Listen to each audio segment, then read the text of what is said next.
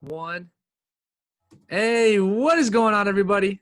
Welcome back to Halfback Dynasty, episode 9. Where do we go from here? My name is Brendan. We are joined today with our co-host, Tyler. Tyler, how the heck you feeling, my man? Feeling good as usual, Brendan. Good to be halfway through the week, man. I'm ready for the weekend. How about you? Yeah, same here, man. I'm not gonna lie. I was feeling a little tired last weekend due to Black Friday and Cyber Monday at my family's store. So I'm rejuvenated, man. I'm feeling freaking good. I So can tell. I can tell, man. You got your hood up. You're ready for business tonight. yeah, listen, dude. The reason why I got the hood up is because I am a G, and here's why. This upcoming week will settle who wins the hot takes and bold predictions segment. And I'm wearing it because I'm a gangster and I'm gonna take it home, baby. That's why I'm wearing it. Yeah, I'm not feeling good about it. You're up by a game technically, by a pick, so I gotta kind of run the table. I picked some some heavy hitters, but man, I'm playing some tough matchups, so we'll see. Good, good, good. You're gonna love my theme here. It's only right that I picked the picks that I made, but we'll get into that at the end of the show. We gotta let the listeners wait. Tyler, as always, I'm ready to start, man. We always start with a weekly recap, so if you're all set, we can jump right in. Let's roll, man. Lead the way. Cool. Absolutely. Absolutely. So another banging week in the NFL. The week actually just concluded today because the Steelers and the Ravens played. The NFL clearly bent over backwards for them. So good for them, I guess, but kind of whack, I guess, in respect to other NFL programs. But anyways, week 12, we saw a couple interesting things.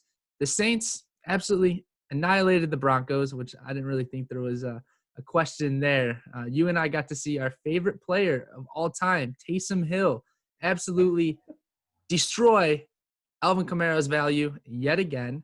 So what I want to discuss here shortly is what's going to happen with these Saints players and what's going to happen at the Denver quarterback position. We saw a terrible QB play, which I was excited to see myself, but it clearly flopped. So what is going on with the Saints? And what's going to happen to Denver? Man, I guess first off, I tip the hat to Hinton. I mean, what a terrible situation. Guy doesn't even play quarterback anymore. So for him to go out there and even show up is pretty good. Obviously, didn't have a good stat line. It's Um, awful. there was, yeah, there was a total of 10 total passes amongst both quarterbacks that were completed in this game. I mean, that's just absolutely incredible. So yeah, getting to the Saints players, man, I'm not going to spend a ton of time. Obviously, you know how bitter I am towards the situation the prior week, and honestly, Kamara looked worse this week. He finally caught a pass, but somehow his total passing yards have gone backwards. So that's pretty incredible. So he lost yards on his one catch. So there's that. But I think you got to keep rolling Kamara, man. But you and I were talking via text message that I think he's borderline unstartable right now. That could have been game flow. I'm not going to get carried away here. There was no chance the Saints were going to lose that game, regardless of what happened. That became pretty obvious pretty early on in that game. But as a Kamara owner, and I'm sure as a lot of people are thinking heading into the playoffs, we better hope Breeze comes back because it's almost like they're not even concerned getting Kamara the ball. That's what's concerning to me. If he had 25 carries for 10 yards, at least he had 25 carries. He's really not even touching the ball much. So again, that could have been game flow. And I mean, the other asset that, people are focused on in Superflex right now, I know it's a big if, but if Tyreek Hill, Taysom Hill's rushing touchdowns dry up, his stats are horrendous. So I wouldn't get carried away that Taysom Hill is this incredibly safe, great super flex asset because, like I said, if he doesn't get in the end zone on the ground, you're looking at a 5-6 point game out of your quarterback. So that's just my 2 cents. The ugly truth for Denver, obviously I live in Denver. A lot of fans were pretty upset. Were pretty felt like they got jobbed by the NFL, and I don't disagree with what you're saying, Brendan, the Pittsburgh-Baltimore game just got ridiculous. I mean, I Mhm. sent out I send out a weekly update in our big league, as you well know, Brendan. I was so sick of just sitting on it. It was like, okay, let's just get this week over with. I You mean, it's sent it like absolutely. the second the game was over I, today. yeah, I had it all typed up. I just needed final scores and a couple bullet points, but it was just annoying, man. I heard the game was atrocious. Obviously, I was at work, but I heard the game was absolutely awful. But to get back to my point here, I mean, the Broncos have nobody to blame but themselves. I Mhm. mean, you know the protocol of the NFL. You got a bunch of grown men that are supposed to wear masks that chose not to, and hey, this was the outcome. But let's be real. Again, everybody out there, I live in Denver, so my wife and her family are diehard Denver fans, but they weren't winning that game anyway. So let's not get carried away here.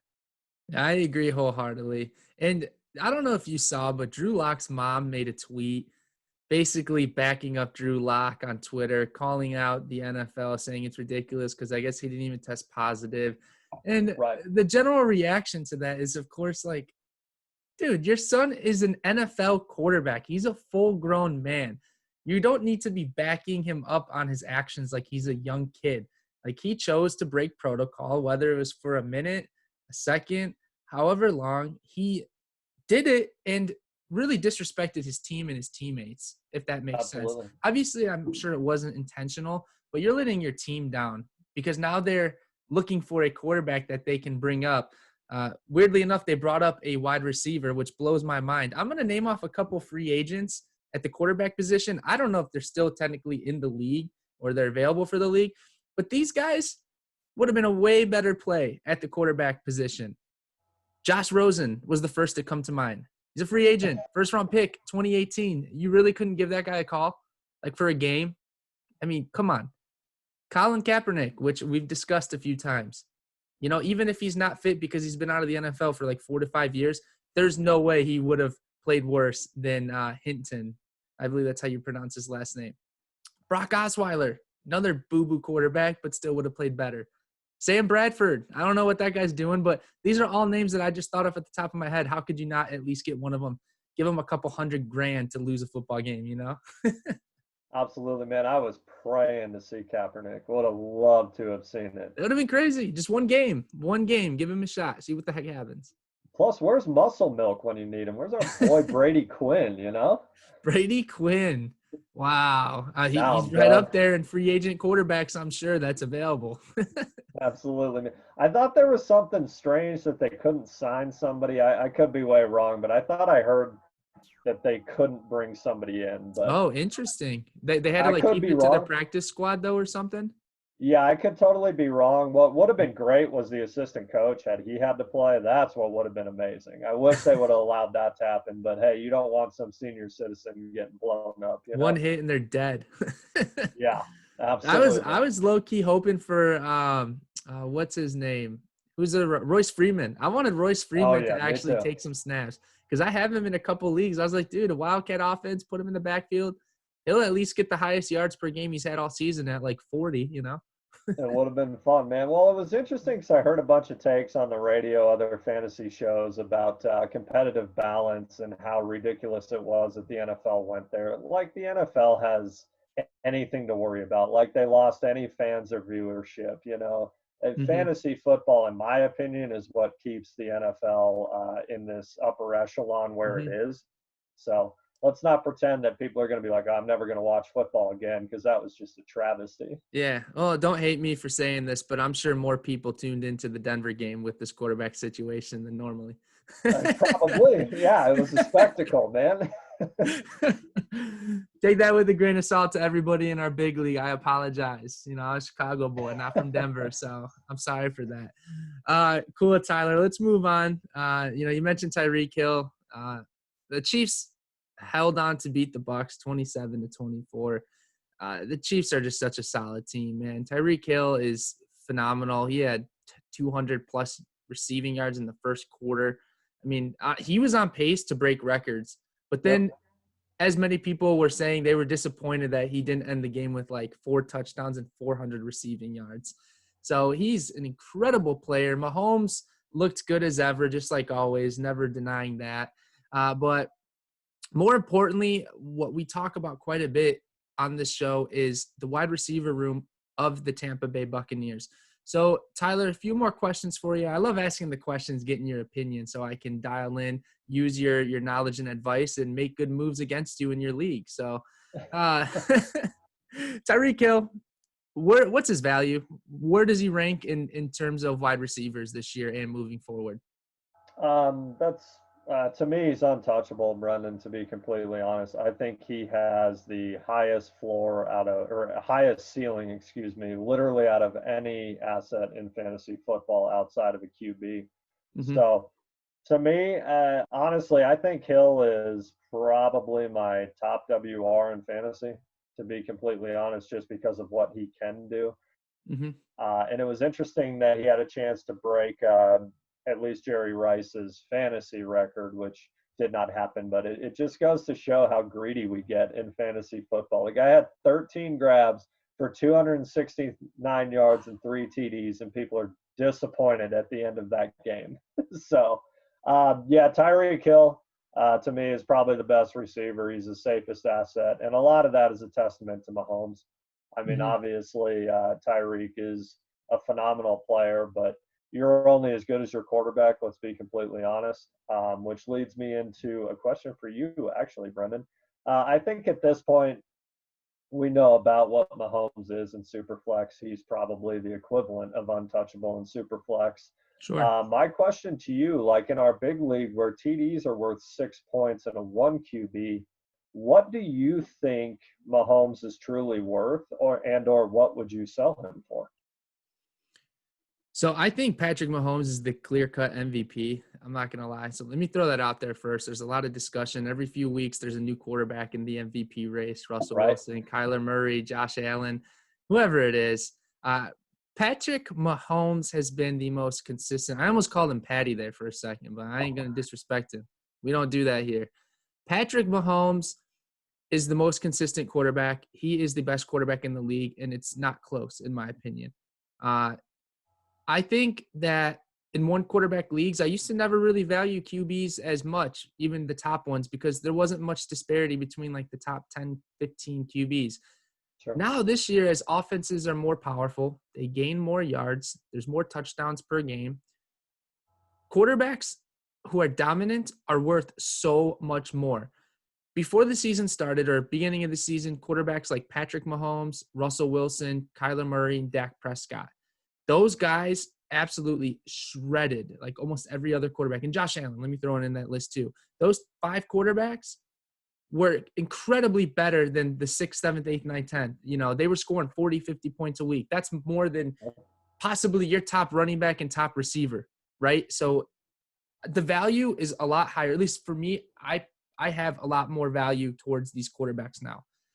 I would personally pay, honestly, I would almost give up. It might seem steep. I'd give up almost any other quarterback in a first round pick on top of it to lock up Patrick Mahomes for the next 10 years. The guy is going to be a stud. He won't slow down as long as he doesn't get injured. I mean, Russell Wilson, he's getting older. You know, he's not slowing down either, but Patrick Mahomes will outplay him by at least like 5, 6 years. So that first round pick I spend for 2021 draft class is going to go a long way. So I don't know.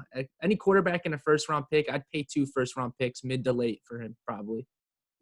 Yeah, I think that's fair. I think a lot of times, like in our big league where it's 6 points for a TD, I think quarterbacks almost get understated, which I think is a Mm-hmm. huge mistake. I know it's not a popular opinion in a 1 QB league, but they can single-handedly carry your team in a format like ours where it's 6 points. So Sure. good stuff there, Brendan. And then to answer your or to follow up on your other point, as far as fantasy goes, dynasty specifically, obviously, Godwin and Evans to me are showing some life coming down the stretch here.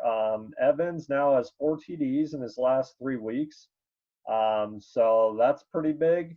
And then Godwin's posted, depending on your format and scoring, Godwin's posted double-digit fantasy points in 3 straight weeks. So I still think both of these players are a little risky week to week, but it seems like it's leveling out a little bit.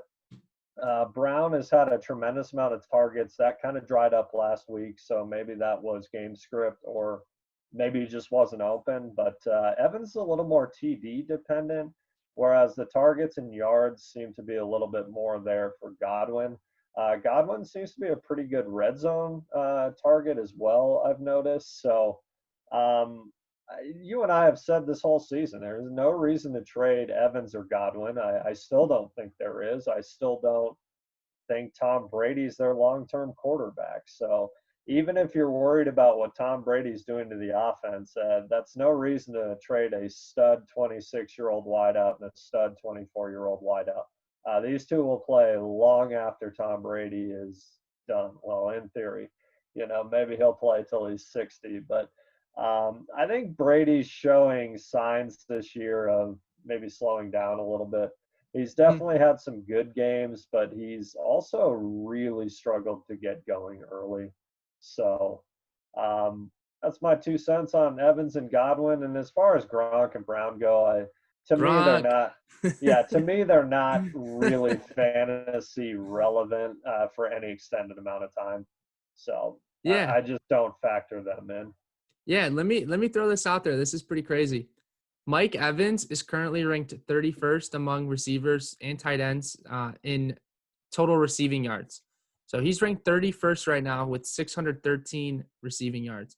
He is currently tied for second in receiving touchdowns at 11, trailing only to Tyreek Hill, who has 13. So I also want to congratulate Tyreek Hill and DK Metcalf. They've officially broken 1,000 yards receiving this season. They're the only two to do it.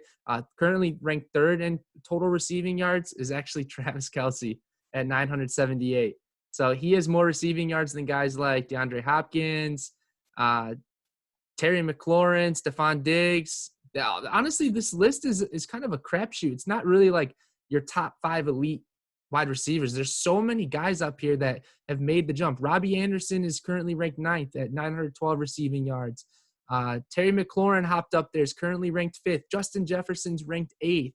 Will Fuller is ranked 11th. Rip to Will Fuller, but we'll talk about that in a second. So it's amazing. These wide receivers are just really making the next step. And, no reason to sell either. You know me, I'm a big Evans guy myself, so I'm holding him. He's going to have a great year next year too. Sure. Cool. Yeah, I think it's just a little bit of a changing of the guard at wide receiver. Some of these young guys are kind of the next crop, Yeah. That's why you're stacking all of them. You've got like 10 of the top 15 wide receivers under the age of like 23 on your team. Well, when all your running back assets are steadily declining, you got to do something. Exactly. Switch up the script. I like it. Cool, man. Let's actually move into a pretty important segment in terms of NFL and fantasy, obviously. That is ascending assets. So, Tyler, you've compiled a really, really nice list here of a mixture of players who a lot of people had questions about these players at some point, either this season or in the offseason. So it's really great to kind of see these guys buckle down and prove that they are pretty decent assets. So why don't you start naming off a couple guys that you had on this list? Sure, absolutely. I think the top guy for me right now is Antonio Gibson. He came in with a lot of question marks, was kind of a gadget guy, kind of a gimmicky scat back. He wasn't that size of running back, but kind of that type of skill set. Mm-hmm. He's 100% sees that backfield, and I don't see that changing whatsoever in 2021. He's definitely the best back in Washington, and I think his Thanksgiving Day performance really solidified him heading into 2021. I know there's a lot of dynasty season left, but Gibson looks like a beast. To me, he is probably the most. I think he's the biggest ascending asset right now, just because of some of the higher guys. They're obviously guys we already knew were really good. Will Fuller, to me, granted he's now suspended for 6 games, but hey, man, Will Fuller's showing what he can do with health on his side and with a really good quarterback. So I wouldn't panic sell Fuller. For a wide receiver, he's not old. He's 26 or 27 years old. He will be back. His quarterback will be Watson. There's no reason to panic on his suspension. It's unfortunate because he was having a great year, but hey, again, he's showing what he can do when healthy. So I wouldn't Yeah. worry about that too much. Hey, did you ever think that the reason why he was so healthy is because he was taking prescriptions and medication that was banned in the NFL? I thought the timing was a little funny, but yeah, I'm not going to go maybe there maybe that's with why he Fuller. hasn't gotten injured severely. I don't know. Could be, man. I got a couple more for you, Brendan. This one might seem a little odd, but Nick Chubb. I think a lot of people worried about him going to IR. He had that horrendous knee injury in college. People are constantly worried about Kareem Hunt. We've talked about it a ton in the past, Brendan, that, they can both produce. But to me, Chubb he's a way better running back He's than freaking good, Kareem Hunt. man. Yeah, he's a monster. He's freaking good. Yeah, he's sealed the game 3 weeks in a row. He's had 100 yards all 3 weeks since he's been back. To me, I almost think it's a waste of touches. I don't want to say that's probably unfair, but I would take touches away from Hunt personally. Hmm. Uh, if I were Cleveland, Hunt or Chubb's a monster. We've talked about he's a top 5 back, top 5 to 7. So another one for me that people are always worried about because of age, workload, wear and tear, whatever you want to call it. Derrick Henry to me is ascending. I know that sounds ridiculous, but to me, including CMC, it's tough this year because CMC has been hurt. But Derrick Henry is the best running back in fantasy, in my opinion. His workload is just gigantic, and what he I does with agree. his workload is it's just ridiculous. He's almost the safest start at running back, in my opinion. He's a It's cheat code. yeah, it's a shame he doesn't catch more balls, but again, kind of a strange couple there. But I think Chubb and Henry, I wouldn't say they were undervalued by any means, but I think people overlook that at times. That Derrick Henry's 26, he's about to fall off the ledge. Personally, I don't see that happening. Yeah, and he's got an extension too, so he's with the Titans. He Yeah, got paid big bucks, so yeah. he's I gonna be mean, there for a few more years. Real quick, Derrick Henry actually leads the NFL in rushing yards. He currently has 1,257 rushing yards, 12 touchdowns. And Tyler, what I'd like to point out, Nick Chubb is currently ranked 6th, tied with Kenyon Drake for rushing yards this season at 719 rushing yards. The biggest difference is Nick Chubb has only played 7 games, while all these other running backs have played 10, 11 games. He is above. Nick Chubb has outrushed these running backs who have played in all 11 games. Ezekiel Elliott, Kareem Hunt, Clyde Edwards-Helaire, James Conner. James Conner missed a game. I apologize. I think today maybe. Antonio Gibson, Alvin Kamara. It's insane, man. Nick Chubb. I agree. It's not that people undervalued these running backs; they overlooked them. And anytime there's any type of skepticism, just a bird chirping, on forum pages or in the league, somebody doesn't want to touch someone, so nobody else wants to touch that player. It's one of those things where it's almost to your advantage because you can either buy low on a player that nobody else wants to buy that they're overlooking, or you don't sell and you hold and it pays off. I get so much crap talked to me because I'm a big Nick Chubb fan, and he is an absolute dog, and there's no way around it, man. So I'm happy it yeah, paid off that I held him, and I'm going to hold him. That guy's going to retire on my team, man. absolutely, man. And one last thing on Henry, he is technically on pace for 2,000 rushing yards. My So goodness. we could see it. And my last guy, real quick, Brendan, is Deebo Samuel. I think he showed really well as a rookie. Obviously, he also went to IR, which some people just straight panic when guys go to IR. But since coming back, man, he has such a unique skill set that Shanahan looks to unlock.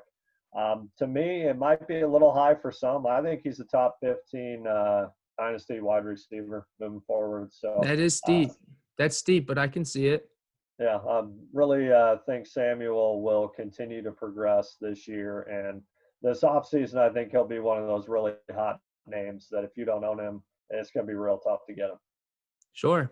Yeah, I think that's a great selection. I held him in all my redraft leagues.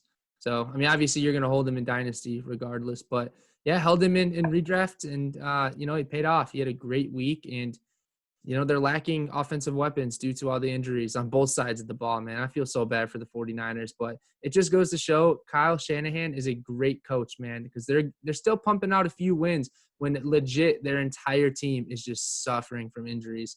So, Tyler, excellent players, man. Everybody who's listening, be on the lookout for these ascending assets. Obviously, some of them are probably close to peak value, if not at peak value yet. But some of these other guys, it's your last chance to obtain them. You got to probably go for them right when the offseason starts, because as time ticks and we get closer to the 2021 season, these guys are going to be solid holds no matter what. Tyler, performances out of nowhere. We did see quite a few interesting players produce at a very high level this week that we normally wouldn't see. Real quick, I'll read off a few of the stat lines, then we'll let you read off a few of the stat lines. First one, Jarvis Landry. It's about dang time, man. He should have been pumping out stat lines like this since OBJ went down. Super ridiculous he hasn't. It's because I blame Baker Mayfield. That guy sucks. But I figured you would. Jarvis Landry, 8 receptions, 143 yards in the air, 1 touchdown. So great receiving yards. 1 teeter is pretty dang good in my eyes.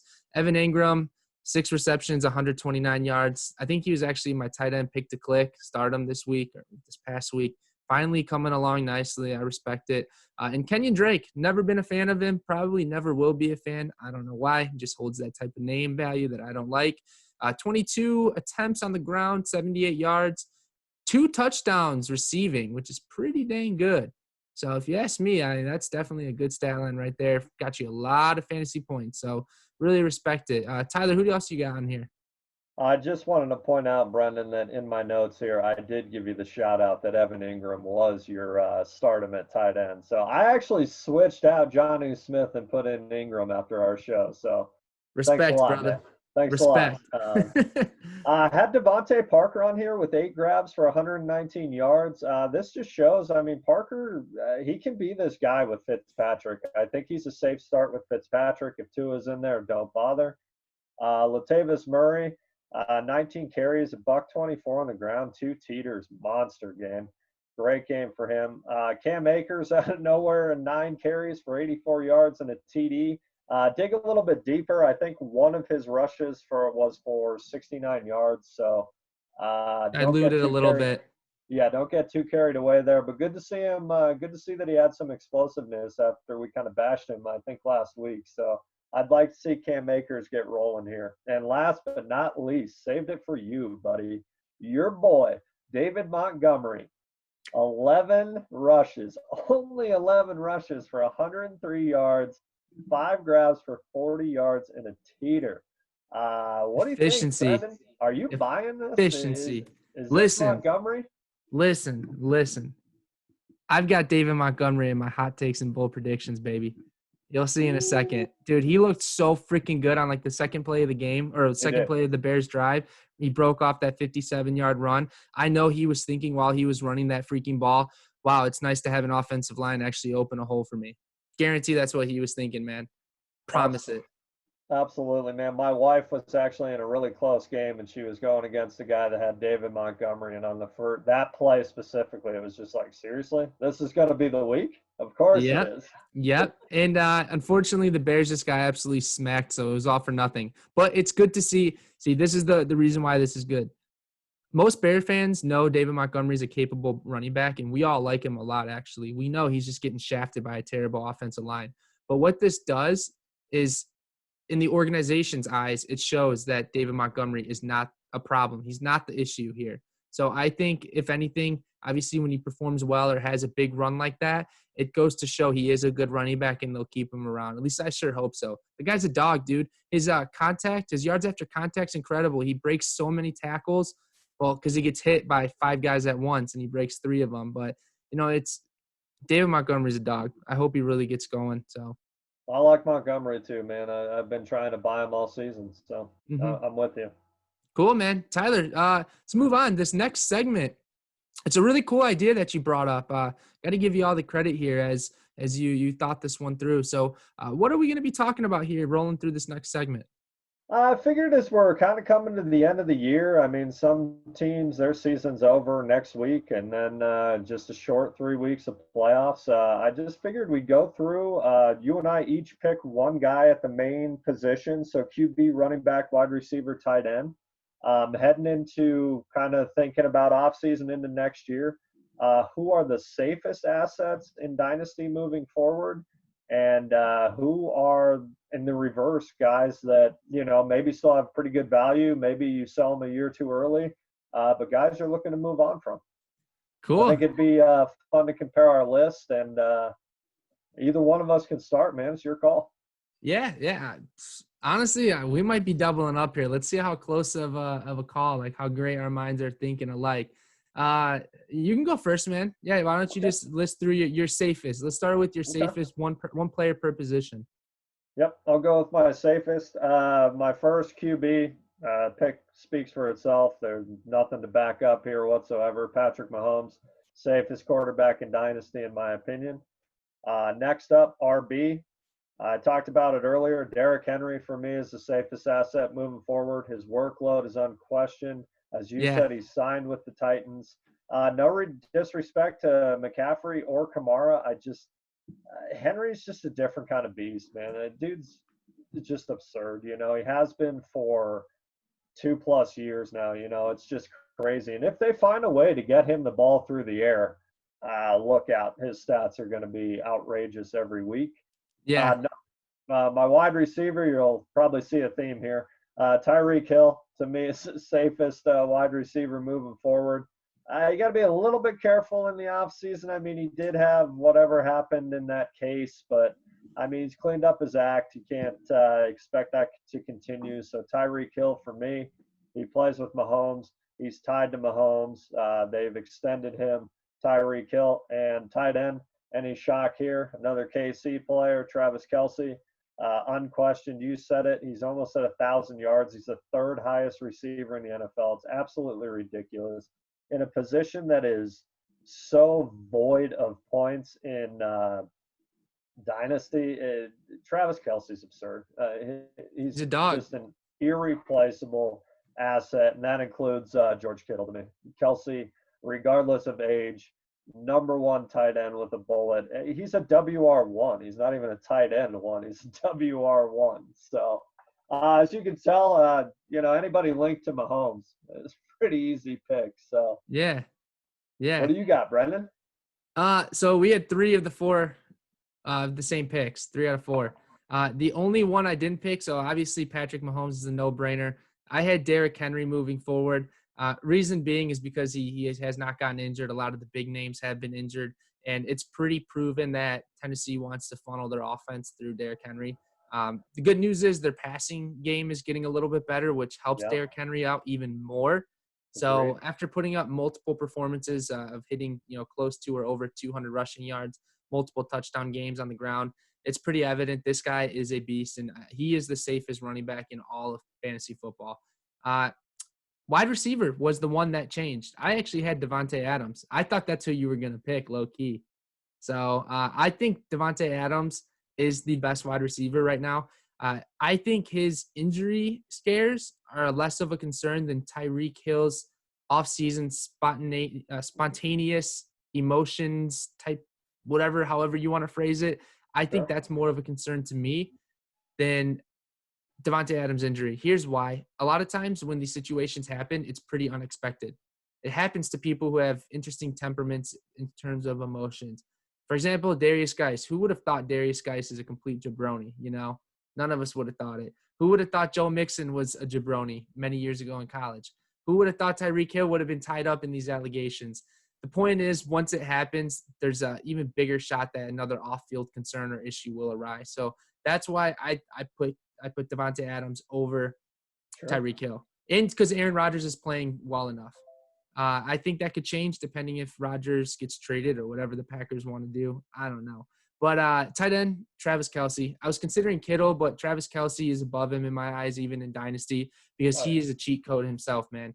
If you have 2 of those 4 guys, you're putting up big points regardless, man. It's awesome. So pretty Yeah, close there, Tyler.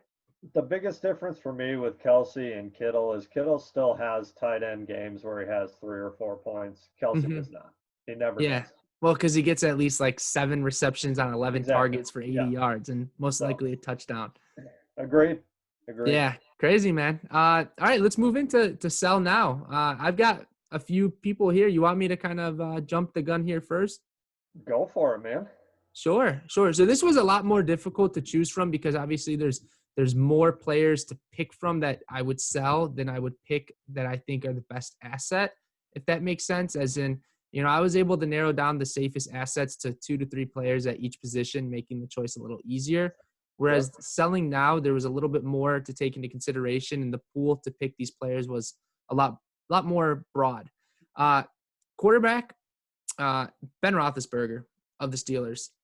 I don't trust his injury. I think this is one of the last years he'll produce at a pretty great rate. I mean, he's like a top 10 quarterback right now. Sell him. Sell him for almost anything you can get, assuming you have another quarterback. He probably wasn't even most people's starting quarterback this year. They probably had him on their bench or your second quarterback. So I would sell him right now to any believer that loves the big names. Don't trust him moving forward. Running back, this pains me to say, Dalvin Cook. I don't think Dalvin Cook's price, his value will be any higher than what it is now. And Tyler, as we've discussed in the past with these running backs, you have to sell before their decline. Now, I love me some Dalvin Cook. I really do. He's got that contract extension. He's only missed 1 game this season. Heaven forbid, knock on wood, he's good for the playoffs because I own him in like, I don't know, 80% of my leagues. But you need to sell him. He's a premium running back. He will net you arguably one of the largest returns. And even if you're a contender next year, you could probably get like a Josh Jacobs caliber player, plus an up and coming receiver, plus like a first round pick. Like people will pay up for Dalvin Cook. And if I have the opportunity to sell him, I'm going to. And it's not because of injury concern per se. It's because he is maxed out at the moment. So I definitely believe that. Wide receiver, pains me to say this, I chose a Hall of Famer, Julio Jones. I would sell Julio Jones right after this season. Reason being, Calvin Ridley's obviously intruding and racking up more receptions and yards as always. Calvin Ridley's the new wide receiver one in Atlanta in these next couple years. I would sell Julio Jones. He's going to be 31, 32 next year. He has to start his decline, and his injuries ultimately what are scaring me this year. He missed a couple games, left a couple games early. So I would sell Julio Jones. And then next up, tight end, I would sell Zach Ertz. He's a for sure sell for me. The guy is just rapidly declining. If you don't sell him this offseason, you're not going to get much. Dallas Goedert's emerging. He's going to be a beast, in my opinion. He's the next big tight end. I think he's going to be a top 5 tight end, up there with TJ Hawkinson, Darren Waller, Mark Andrews, Kittle, Kelsey, I guess top 6. So I would for sure sell Ertz, get a second round pick if you can at this point. Those were my picks, Tyler. What are your thoughts about it, and who did you have? Good stuff, man. I can totally see the case for all of them. So like the Mm-hmm. picks. Um, we're a little pressed for time, Brendan. So I'm going to kind of rip through these here, It's man. happening quickly, man. It's happening It is. quickly. Quarterback Carson Wentz. I think the writing's on the wall. I think it's a little unfair, but I mean that team's a total disaster. But I his contract makes it a little tricky for the Eagles. But you got a pretty intriguing guy in Jalen Hurts waiting in the wings, so Mm-hmm. I would move on from Wentz. My running back Ezekiel Elliott. Again, that team is a complete disaster. The line is a mess, but Zeke doesn't even look like the same player at It's all. a great pick. Yeah, I mean, you could live to regret it, but again, I'm the type of guy, I'd rather move a guy a year too early than a year too late. In Mm-hmm. our big league, Brendan, I had a chance to buy Zeke last week, and I couldn't pull the trigger because I don't see it, man. I really don't. Robbie Anderson, to me, wide receiver, he's been a sell for me all year. I think if DJ Moore misses some time, Anderson's value is going to get bigger and bigger, and I would sell him immediately this offseason because I just don't think this is the type of player he's going to continue to be. No way. I agree. And kind of an interesting one, but Mike Gesicki for me, he's kind of a bigger name in the dynasty community. He's still young. Young, hot tight ends carry a lot of value. I think he's a really good player. He's a freak athlete. I don't think he fits their system well. So I could see him becoming a better player outside of Miami, but in Miami, they just don't get him the ball enough. So I would look to move on from him for the right price as well. He is now available for sale in the big leagues. I am officially posting him on the trade block. Love it.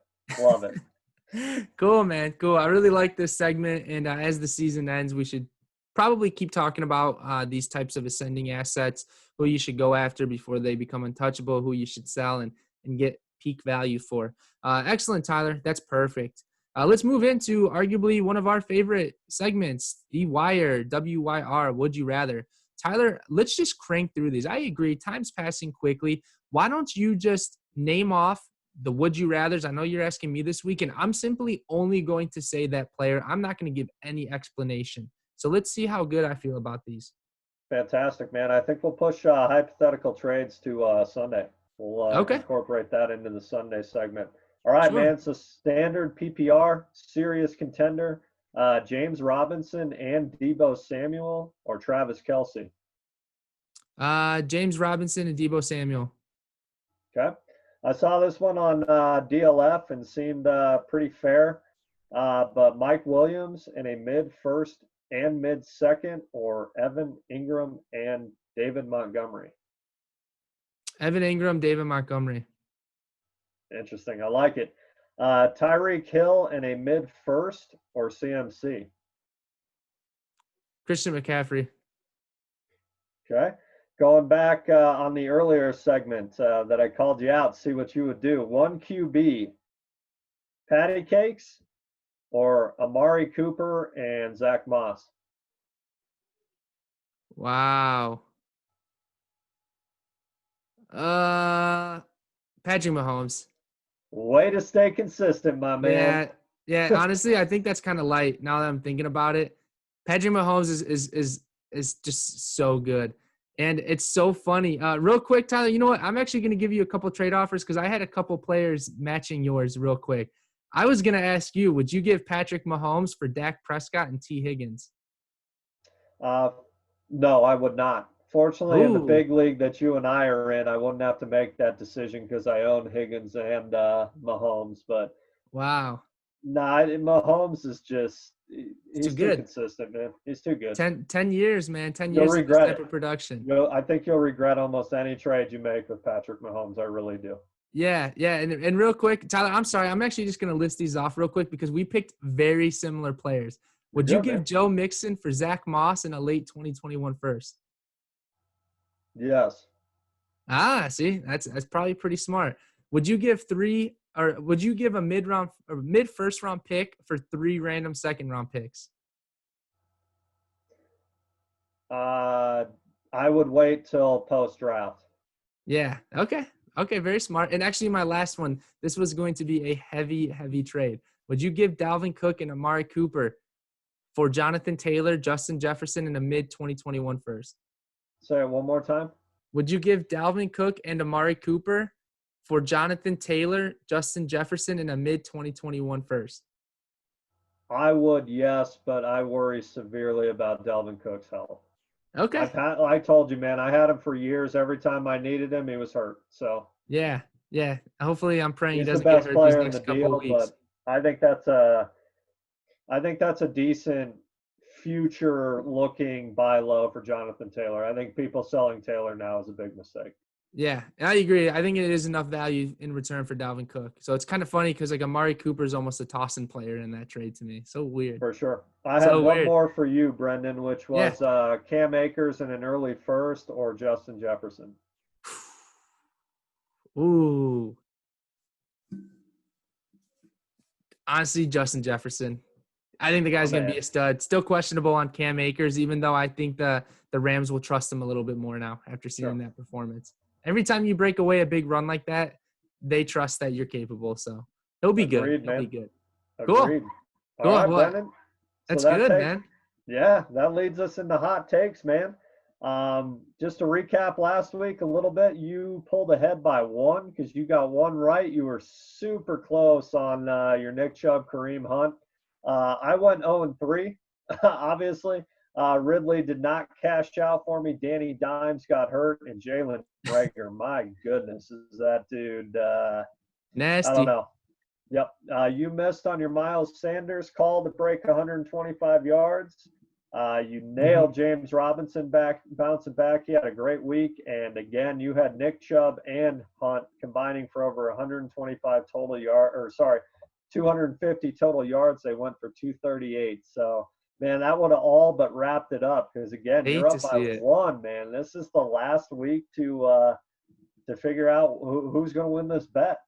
Oh yeah. Oh yeah. And you're gonna like my theme here, man. So let's just remind the people listening that the bet is the loser will cover the buy-in of the winner in the big league. $100. That is enough for me to go buy about 4 high-end packs of IPAs. That's what I'm going to spend my money on, or my savings on per se. And Tyler, it's my first year in your big league. I'm going to win the big league and I'm going to get a free buy-in. Doesn't get much better than that. Let's go. Brendan, I can't argue it, man. You got a heck of a team. You got a real good chance to win it. If I win the bet, I'm going to put that as a 10th towards one of the last few 8 tapes on my VHS list. Yes, Oh, sir. A I 10th. like it. A 10th. Man, that's a pretty dang expensive VHS. That's wild. A big shout out to whose ever team I adopted in the big league this year. You did all the heavy lifting, so much respect. I didn't do much, except I traded away the number one dynasty wide receiver. So cool, man. All right, Tyler, you know the drill, baby. You go first since you took a fat L this past week. Make these count. You're at 4-14. I'm at 5-13. What is going to happen? And what, real quick, what do we do if we tie? Just nothing, or what do we do? I think we come back and we do another take heading into the playoffs, man. Maybe we Okay. each pick one take. Okay. I We like just it. keep going until somebody nails the one. It's So, the overtime, the OT. All right. I love it. absolutely, man. All right, All Tyler, right. you're up, man. I picked some heavy hitters, but they're all playing tough defenses. So I got Keenan Allen will bounce back after not having a real good Keenan Allen game. He'll have at least 100 yards and a TD against New England. Whew. Stephon Diggs will go for at least 75 yards and a teeter against another tough D in San Francisco. And your man, D. Hopkins, will bounce back against a very stout Rams defense for at least 115 yards. I love it, man. I love it. You know what's crazy? All those wide receivers you named, I have in the DLF league. That's Just sending crazy. some good vibes your way, man. Yeah, it's like do I want to win the hot takes or do I want to win the DLF league? I don't know, You man. want to win the DLF league. Yeah, I don't know. You just Johnny jinxed my entire roster. I don't know how I feel about it. Cool, man. Cool. I love it. Rolling with the receivers. You trust wide receivers a hell of a lot more than you do running backs, and I totally understand why. So I think all of those picks have a shot at happening.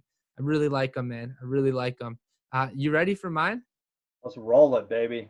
All right. All right. You're going to notice a trend here. Here we go. First hot take. Allen Robinson of the Chicago Bears will have at least 7 receptions and go for over 100 receiving yards this week against the Detroit Lions. You ready for my second one? It's got to be Montgomery. It sure is. David Montgomery will go over 100 rushing yards for the second week in a row. He's going to have a big game. I'm really hoping he does because I want to see that boy run and get me that hot take, baby. You ready for my third one? It's got to be the truth, right? It's got to be Trubisky. It is. I put Mitchell Trubisky will throw at least 2 passing touchdowns against the Detroit Lions, sticking to all the Bears. One thing I must disclaim, though, if Mitchell Trubisky doesn't start or if something happens, I need you to right now clarify. Will it count if Nick Foles – again, I haven't read who's starting. I assume it was Absolutely, Trubisky. man. Yeah. Will it count if Nick Foles is the starter? I'll give that to you because that's just cheesy to lose one right there. So, Okay. absolutely, man. I'm going to give it to you just because I love that Homer mentality, man. Good work. Let's go. Good Let's work, go. my friend. Good But work. I probably am going to predict the Bears will still lose to the Lions. So Fantastic, man. I love it. Good stuff, Brendan. Hey, we'll be texting during that game, man. good. That's it for tonight, man. Really enjoy doing the show as always. Tyler, do you have any closing statements before I sign us off?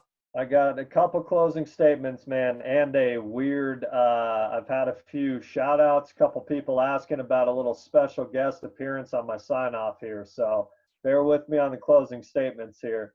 I just wanted to say we're on the cusp of the end of guaranteed weeks of fantasy already. There are no more guaranteed weeks after this one. So we've reached the end. It's pretty crazy. Fantasy goes so fast, man. And then you got 3 short weeks if you're lucky enough to have made the postseason. And sometimes it's better to be done, man, because the playoffs are so stressful. But hopefully everybody enjoyed it. We'll look forward to playoffs this upcoming week. And then for the show, I can't wait to get into off-season takes and things like that with you, Brendan. And again, man, this can be a little unprofessional, so bear with me here. But I've had a few requests, so give me just a sec here. Let's hear them. I'm excited. Dang, look at all those DVDs and VHSs, baby. That's crazy. All right, here's the special sign-off. Oh, there he is. Oh. Ask has been requested, so there he is. Oh, my goodness. Came to say his goodbyes. Oh, my goodness. What a cutie. That's awesome, man. I'm so jealous. You're gonna be petting that dog to release some stress after I smack you in the hot takes this upcoming week. Oh man, you better keep that dog close to you, all right? I hope he brings me some luck. Let's see if I can get him up here. That is awesome. Well, there you go, you guys. We have an official Halfback Dynasty mascot, a best friend, the greatest doggo in the world. I love it. Tyler, what's his name? His name is Ash. He's named after the hero on Evil Dead. Nice. That's what's up, man. That's what's up. Everybody meet Ash. Tyler, that's real cool, man. It certainly brought a smile to my face. It's pretty difficult not to love dogs, so thank you for that. For sure, man. Cool. Well, that's going to do it, guys. Thank you so much for tuning in. I can't wait to see what the heck happens this week as playoffs basically solidify in the fantasy football world. Good luck to all of you this week. Please, if you need any advice, hit us up on Twitter or Instagram. You can find us at Halfback Dynasty. You can send us an email, halfbackdynasty@gmail.com, or you can also reach out to us on dynastyleaguefootball.com, or otherwise known as DLF. My name is McCaffstees. Tyler is Gatorsens, the legend, the Hall of Famer, 5-star on that website. The guy's a G. So please reach out to us. We'll give you our honest and best advice. But thank you all. Keep smiling. Stay safe. Stay smooth. And just remember, you're in this for life.